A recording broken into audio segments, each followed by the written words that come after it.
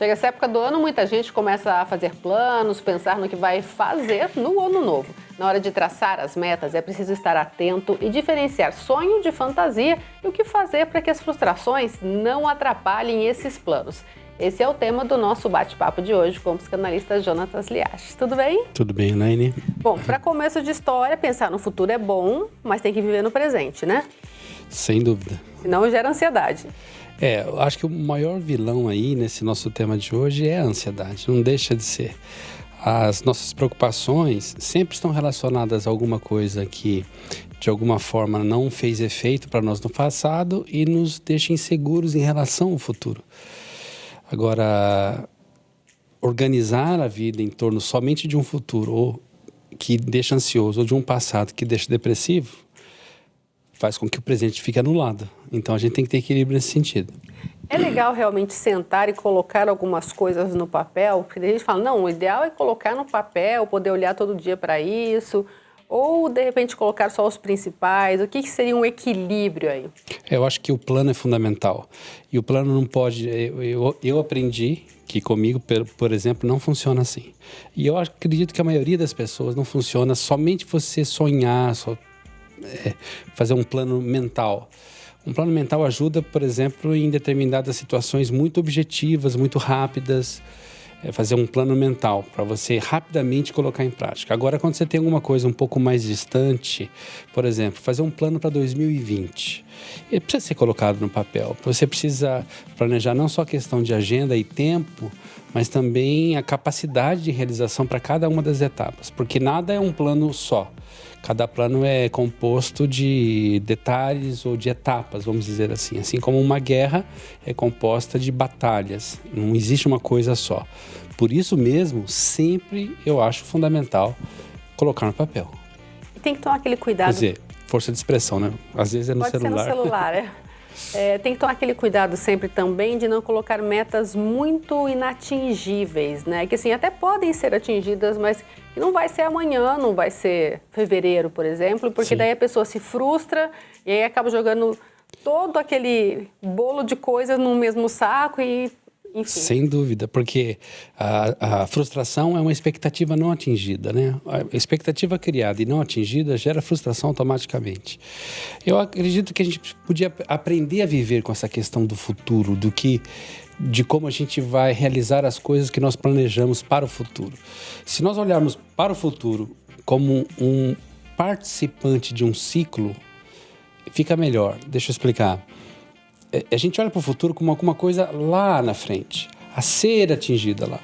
Mas se a gente coloca ele dentro de um ciclo, fica melhor, porque a vida é cíclica, né? As etapas da nossa vida, a infância, a pré-adolescência, a adolescência, a juventude, a maturidade, a velhice, são etapas. Então, ao final de cada etapa, sempre dá um duplo sentimento. Você fica triste porque está terminando alguma coisa e talvez... foi tão bom que você gostaria que não terminasse.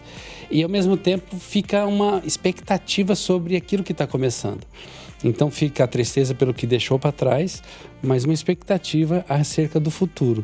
Então, cada ciclo desse tem um fim e um começo, né? Se eu olhar para a minha vida em ciclos, eu vou perceber que o futuro está sempre presente. É um paradoxo, mas o futuro está sempre presente. Se eu começar a olhar para o meu futuro assim, então eu consigo fazer planos, eu consigo pôr o pé no chão, como você falou, não fico viajando na maionese, vamos dizer assim, e também faço as coisas com uma ordem um pouco mais adequada.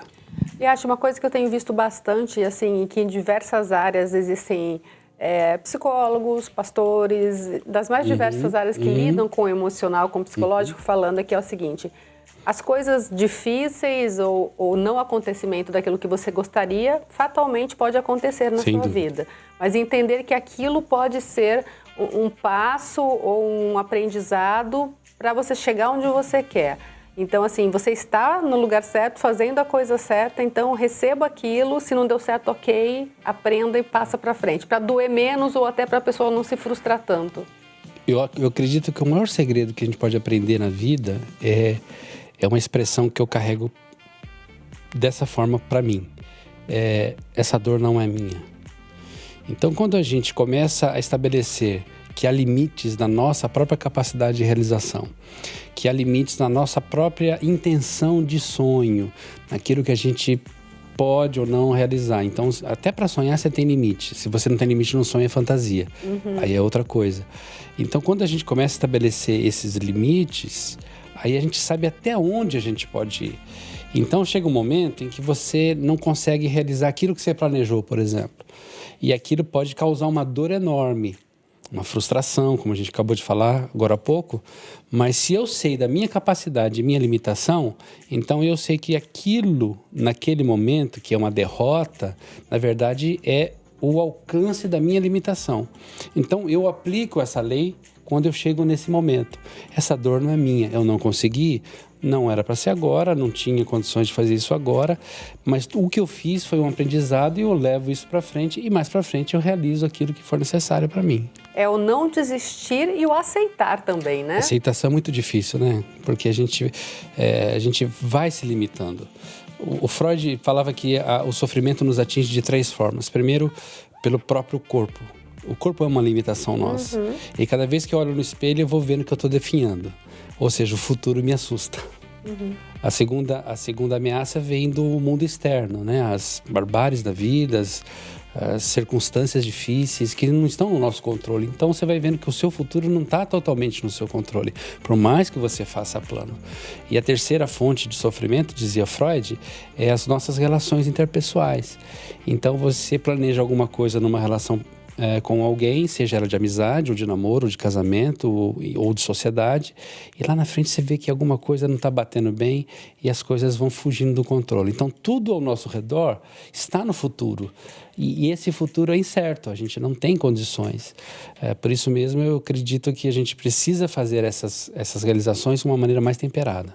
E lembrar também que nada está no nosso controle, né? Por mais que a gente queira, né? Nada absolutamente está no controle. Por mais que você tenha condições de antecipar as suas dificuldades, uma hora sai do controle, uma hora a teoria do caos, né? Você não sabe o que vai acontecer na frente. Nada está sob o controle humano. Você deve se preparar para os fracassos. Precisamos ensinar os nossos filhos para o fracasso. Não aceitar, mas prepará-los para o fracasso, porque o fracasso é evidente. Como dizem aí, o não eu já tenho, então eu vou atrás do sim. Quer dizer, essa coisa do meio a meio precisa estar bem presente na hora que a gente conquista a vitória ou que a gente atinge uma derrota. É o equilíbrio, né? Equilíbrio. Agora vamos falar um pouquinho dessa coisa de sonho e fantasia, que é super importante nessa hora, inclusive, de traçar aí as metas, né? Com certeza. O sonho é algo... É um paradoxo falar isso, mas é algo palpável. O sonho não é uma ilusão, o sonho é uma intenção. Então, quando eu sonho, do ponto de vista psicanalítico, o sonho tem a ver com o inconsciente, são coisas reais. Então, todo sonho é uma realidade possível. Agora, quando a gente fala de fantasia, fantasia é uma realidade imaginada e não garantida. Então, por exemplo, quando a gente chega na adolescência, a gente tem mais fantasia do que sonho. Aí a gente começa a sonhar de fato quando a gente já está mais jovem, já está na faculdade, aí o sonho começa a ficar mais palpável, porque você já tem um caminho definido.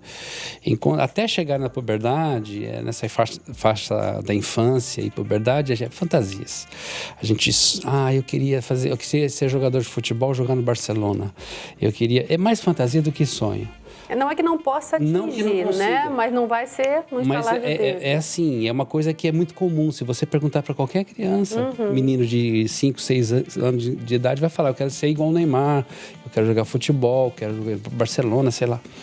Aí quando começa a ficar um pouquinho mais maduro, você começa a estudar e ver a realidade da vida, os embates da vida, aí essa fantasia tem que se transformar evidentemente num sonho. Agora, quando que a gente mantém a fantasia? É quando a gente não quer acreditar na realidade.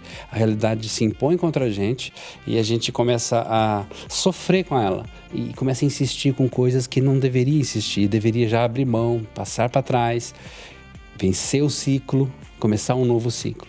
Quando a gente fica só em torno de uma mesma coisa, então a gente está vivendo em cima de fantasias. É importante dizer que isso não é deixar de ser persistente naquilo que tem vontade, mas saber que tem aí as limitações e o caminho a ser percorrido. Aliás, a persistência é um dos elementos fundamentais na realização de sonhos.